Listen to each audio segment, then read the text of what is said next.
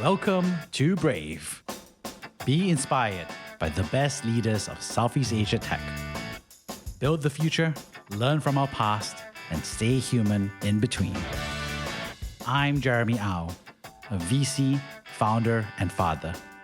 Join us for transcripts, analysis, and community at www.jeremyau.com. Hi, Vince. Welcome to the show. Hi, Jeremy. Thank you for having me. It's such an honor.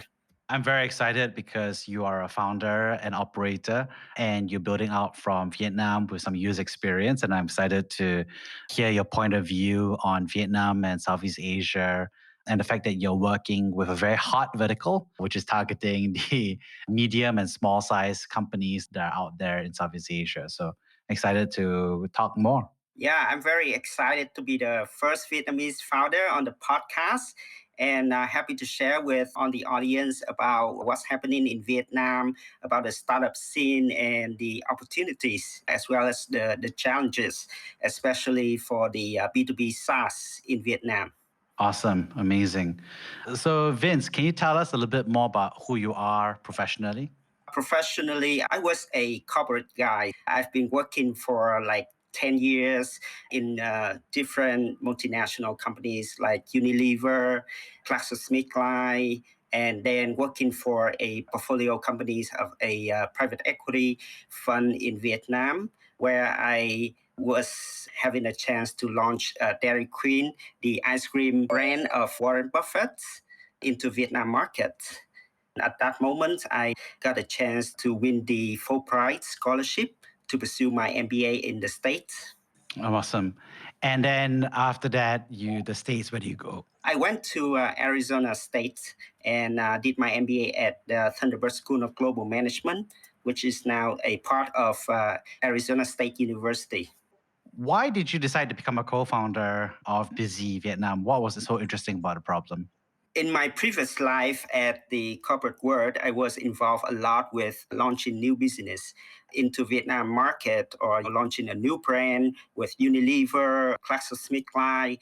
And I think that I am very interested in doing new things, new projects, and having skills to build up a new venture. So that's the area where I was always interested in. And when I did my MBA in the US, I got a chance to expose to many US tech startups when I was running a angel investment network for the school in the States. At that moment, I looked into different verticals of tech startup in the US and got really interested in B2B SaaS. I came across a company called Build.com, which is also a publicly listed company in NASDAQ. I think it's a great idea to help companies to manage the cash flow better. I looked deeper into the Vietnam market and I found that cash flow management is a problem for all the companies everywhere in the world of all size, and especially in Vietnam. I read a report from KPMG saying that about 50% of Vietnamese companies got a problem to access to capital, and compared to their peers in the region, the cash-to-cash conversion cycle is usually longer, about 16 to 20 days.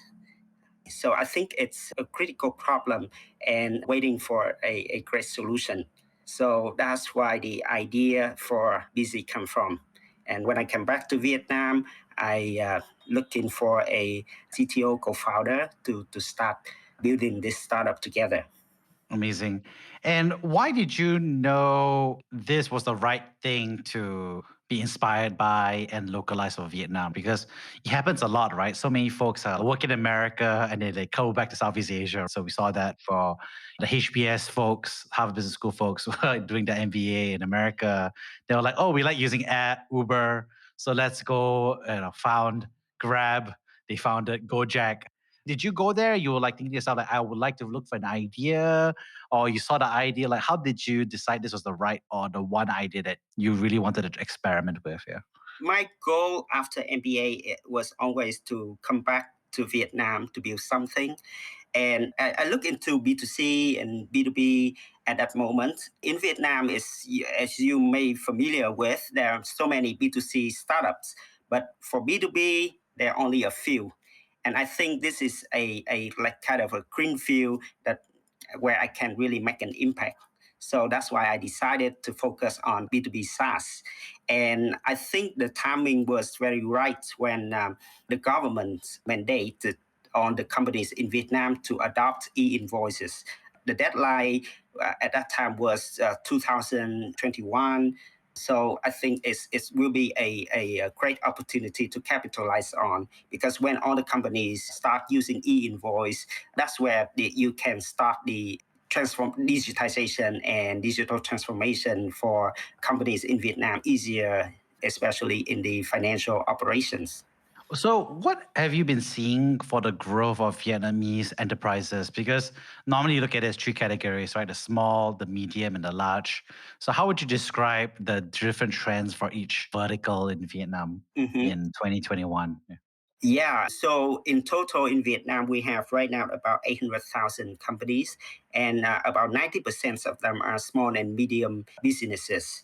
But if you look at the macro level, Vietnam is like a hot scene, a hot destination in Southeast Asia where we attract FDI and also investment for VC into Vietnam market. So there's a lot of business going on here. So, why is Vietnam so hot? Why is there so much business going on? I think because of the stable growth of the macro economy, and then also the government is really supporting foreign investment. The legal framework, the legal environment, as well as the politics is also stable. So I think that's what attracts foreign companies and investors to Vietnam. What's interesting, of course, is that Vietnam is, of course, not just a stable company place to be in. It's also seeing a lot of digital transformation. So there's a lot of engineers, there's a lot of computer engineering, there's a lot of startups, there's a lot of engineering teams being built out there. There's a lot of startups being formed by domestic founders. So why is Vietnam so hot? Well, I think first is it's kind of like the macro economy strategy from the government to push forward the digital transformation for companies as well as governments. So in Vietnam, we have a propaganda from the government with the slogan "Make in Vietnam," so that promotes startups and digital products in Vietnam. So I think that's one of the things that supports the local startup scene in Vietnam. Yeah, and obviously, if you look at the growth of and the success of other B2C tech startup in Vietnam, I think with 90 million population and the growing of middle income population, I think that's very attractive. Amazing. And what's interesting, of course, is that as you build this out, this actually is not your first startup, right? This is your second company that you've built because your first company was at Knowledge Key. So tell us more about Knowledge Key. Did you build it and what did you learn? Yeah.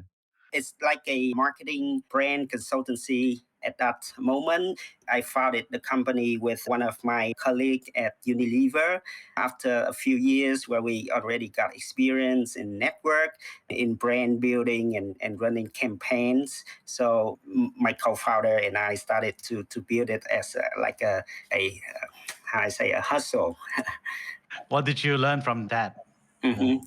It was a great experience, but I learned that for consultancy firm, it's very, very difficult to scale because it's relied on the key people at the company.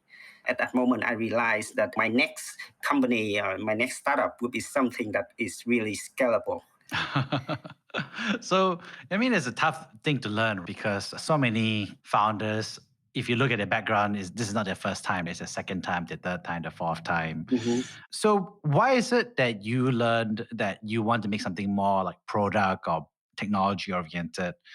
What drove that dynamic for you? Because I know you're saying like it's hard to scale, but what else was there? What does it mean for people who don't really understand what that means? Yeah. Well, I got the inspired a lot by tech startup in the US and other startup in the regions where we can really make a big impact on the society or the business environment.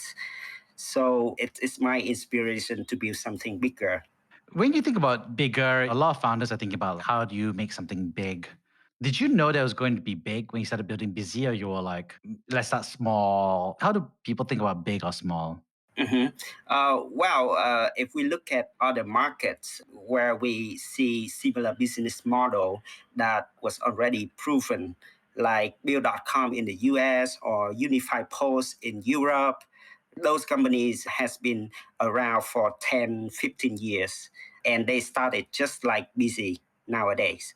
So this is the long-term vision and also the inspiration for me to build something that really matters.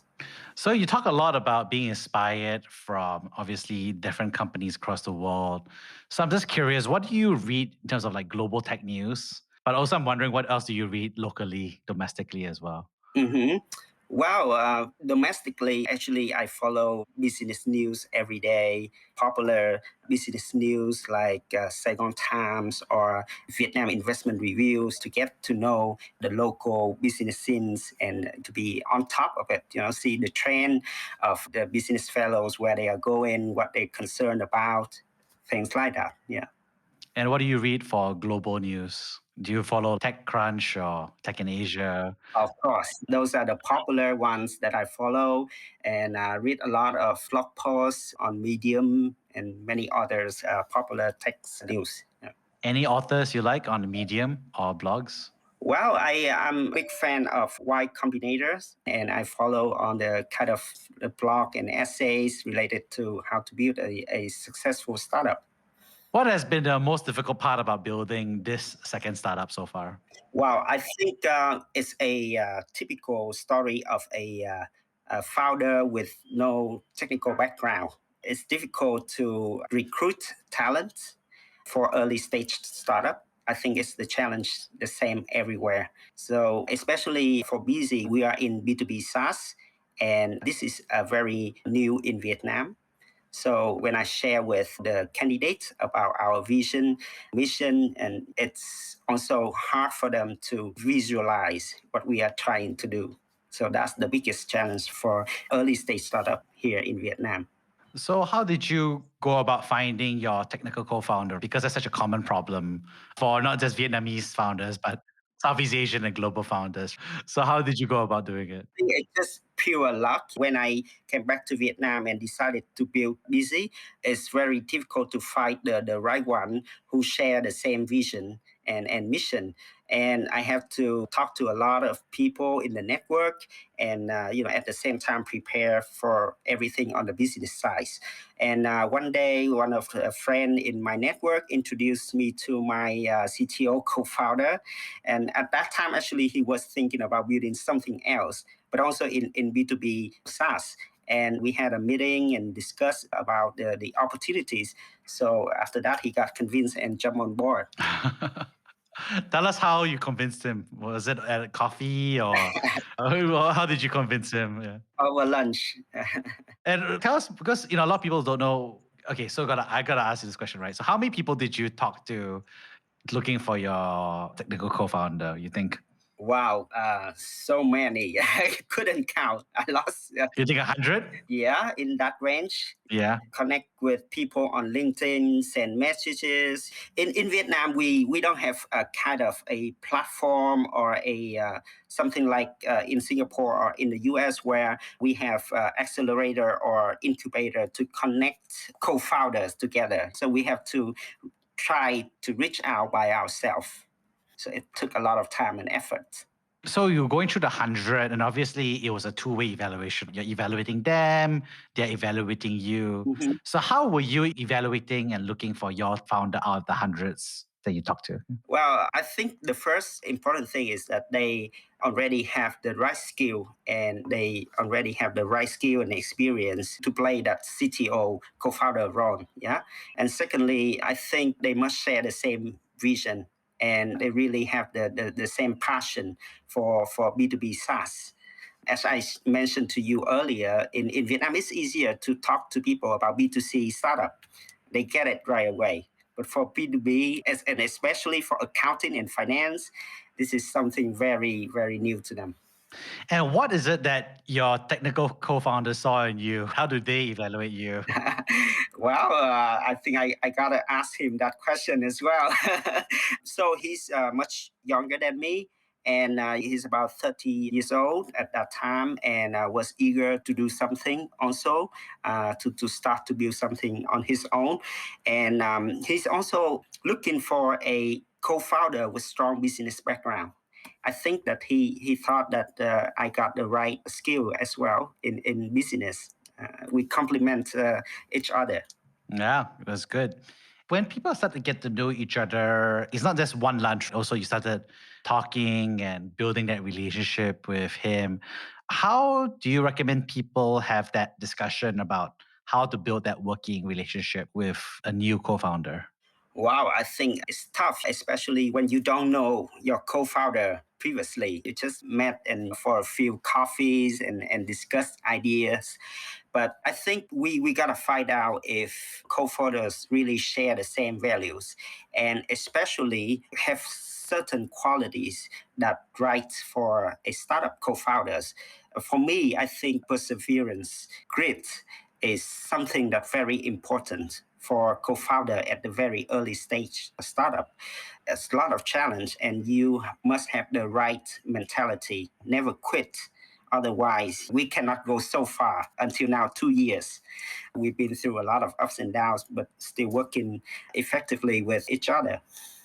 So, when you talk about working effectively with each other, what did you have to learn or change about how you work in order to work better with him? Mhm. I have to understand where my strengths and weaknesses are, and then have a complete trust and ownership for my co-founder. Everything related to technical issues and problems or strategy to build the architecture, it's up to him to make the final decision. I think that's the complete trust between the two co-founders that works. When you think about that and you start making a decision to work and start building it out, and then there's a team of two, and then now you start adding more and more people. What was it like to start hiring new teammates for the team? Wow, it's an interesting fact. We were actually three co-founders at the very beginning, and one of them left after a few months because he found out that it's not the right thing for him. His background is in big consulting firm, one of the big four accounting firms in Vietnam. He's great at what he did, but for tech startup, this is a very different culture. After a few months, he said, "This is not something that I'm not looking forward to." So we left with two co-founders. Yeah, so that's what I mentioned about the earlier about the perseverance and the right fit. For the first few engineers, thanks to my CTO co-founders, his network, he can convince people to jump on with us in the very early time. And I think it's very difficult at that time. Nobody knows about Bizzi, and it's very difficult for them to understand what we are trying to do. And obviously, in the market, there's a big competition for talents, especially for engineers. So getting the first few engineers was really tough, and then people come and go. They got better offers, so that is a constant challenge for us during the first year. But after 1 year, when we got the product out into the market, we have some reputation. It's getting easier. Interesting, because the reputation is getting easier. Can you tell us more about that? For recruiting people, when we got the better brand name, we got a product that already in the market. We also have support from our VC investors to connect with people. I think it's getting easier to expose to talents and build a better brand name out there. There you are, and it sounds like you've gone through a lot of good times as well as a lot of tough times. So, could you tell of us of a time when you were brave to overcome some challenges? Well, I think the decision to start Busy was in itself a brave decision for a conventional career roadmap for a post MBA student. It could be consulting or investment bank or having a good job at a corporate with good salary. But at that moment, I decided to risk it all and come back to Vietnam to start the business. Yeah. When you think about that, what's so scary about setting up a business for those people who have not yet set up a business? Could you explain what's so scary? Wow, a lot of uncertainties that scare a lot of people if you not have a high tolerance for uncertainties. We all know that there is a high failure rate for startup in the first 3 months. And when you start a business, it's an all-in commitment for at least 3 to 5 years. Lots of trade-offs in terms of personal life and also at other opportunities. So I think so that's it. What did you find was important or helpful in reducing the uncertainty? Because from your background, I know that you seem very intentional about the fact that you wanted to build another startup. And so you were like Mhm. going to do your MBA and then you found the idea, then you came back. You were very intentional Yeah, in reducing the uncertainty, right? exactly. Yeah. Exactly. So I'm a big fan of the lean startup methodology, and I kind of calculate or define on the risk that can happen for a early stage startup from the very beginning, from the product risk, market risk, and technology risk, everything. So I try to manage and de-risk as much as possible. And if you can control and manage risk, then you can increase the probability of success, right? So that's where I come from. What advice would you give to people who are looking to set up their own startup and they're worried about risk and wondering how to reduce it? How would you coach them or advise them to be smarter or wiser in setting up a startup? Yeah, I think risk is a normal thing for startups. And somehow you have to be very comfortable dealing with risk, but be brave and be realistic to face and embrace the reality and try to come up with a strategy to manage on those risks. How do you take risk when everyone around you who kind of loves you doesn't want you to take that risk, right? Right. Like your parents, maybe your partner, your friends, your colleagues, they don't want you to take the risk because they say it's too risky. Hey, Vince, it's too risky. Maybe you shouldn't think about it. I see my other friends fail. So, how do you think about it or feel about it? Yeah. Right. I'm very lucky to have friends and family who are very supportive with whatever endeavor that I try to do. They understand me that whatever I try to do, I already calculate and think thoroughly. So that's something that I find very lucky. But at the end of the day, when you actually find something that you really passionate about, you have to go and deal with it no matter what other people say. So just do it. I mean, you talk about doing it, right? And it's so tough. How does someone take care of themselves? How do you take care of yourself while being aware of all the risk and the fear and the uncertainty? Mhm. Well, I think other startup founders also have the same challenge. There is a great unbalance of work and life during the early stage of the business, but it seems like that the way it is, and we have to accept that fact. I just try to manage my time better, spend time for myself as much as possible whenever I can, trying to keep my positive energy going on so that I have the right energy and motivation to deal with all the challenges. Do you feel like it gets easier or harder as the company grows in terms of taking care of yourself? Yes, definitely. You get easily absorbed into work and lots of operation and everything. One side, you are passionate about your work and you really involved in everything until you sometimes you find that you are really burnt out. So I try my best to manage my level of energy and my positive thoughts all the time so that I can balance myself.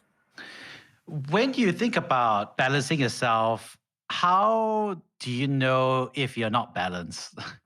When you feel that you don't have the drive or the energy to wake up in the morning and go to the office, and you see that, wow, that's something that I need to really pay attention to. Yeah. Awesome. And when you're thinking about all of this, who are some role models that you like or admire? For the role model, I think it could be a cliche, but Steve Jobs is a kind of this leader that really inspired me. The way he lead people, the way he can create innovation. That's really many lessons that we can learn from his leadership. Do you have any role models in Vietnam? In Vietnam, there are many successful businessmen. One of the name that I really admire is Mr. Tai, the chairman and CEO of Mobile World. He built one of the largest retail chain in Vietnam from scratch, went through many failures, but still never give up, and then successfully built a really big business. Yeah. Well, thank you so much for coming on the show, Vince. I would love to paraphrase the three big themes I got from you. Mm-hmm. The first is thank you so much for sharing about Vietnam and your personal journey from Vietnam in the States and back, and how you actually got around to not only be someone who was working as an operator and launching markets for Dairy Queen, but also becoming a first-time founder and then a second-time founder Mm-hmm. where you are today. The second thing is thank you so much for your advice on how to be a business co-founder without a technical co-founder and how to go about searching for over 100 candidates and what they were looking for in you and what you were looking in for them. So some good advice. The third thing I really enjoyed was, I think your approach to what you said, is reducing uncertainty, how to make and manage the risk of becoming a founder and using the lean startup. Also, your savvy moving across geographies to get inspired by new ideas and come back, as well as some of the self-awareness around your own life and work balance as well. So thank you so much, Vince, for coming on the show. Thank you very much, and I'm very honored. Thank you for listening to Brave. If you enjoyed this podcast, please share this episode with friends and colleagues. Sign up at www.jeremyau.com to discuss this episode with other community members in our forum. Stay well and stay brave.